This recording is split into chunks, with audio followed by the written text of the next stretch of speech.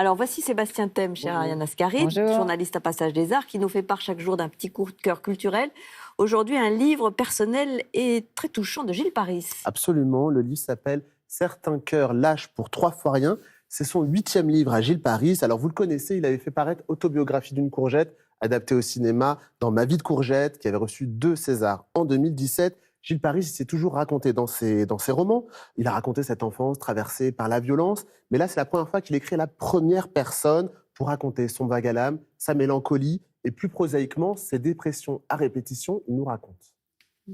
C'est vrai que j'ai traversé à travers ces dépressions différents moments très durs. L'analyse m'a permis d'essayer de comprendre les causes, parce que c'est pas facile de comprendre les causes d'une dépression, encore moins de 8. Et en fait, j'ai commencé par me pardonner à moi-même tout ce que j'avais fait, tout ce que j'avais commis d'une certaine manière, ces tentatives de suicide notamment.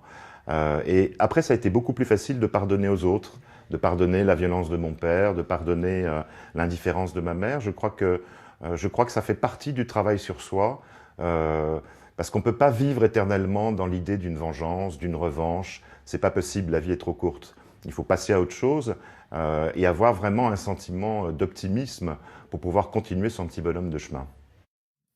Au fond, c'est toute la force du témoignage. Il vient nous réveiller, nous, lecteurs. Cette année, elle a commencé par un témoignage très fort. C'était celui de Camille Kouchner et son livre « La Familia Grande ». Et je trouve que c'est assez réconfortant qu'on revienne irrémédiablement à la littérature, que le livre devienne une valeur refuge où l'auteur peut, dans un double mouvement, se raconter, dire « je me raconte, je me libère » et que le lecteur le reçoive comme « je te lis et je me libère moi aussi ». Est-ce que vous croyez dans la force de l'écriture, Ariane Ascaride ?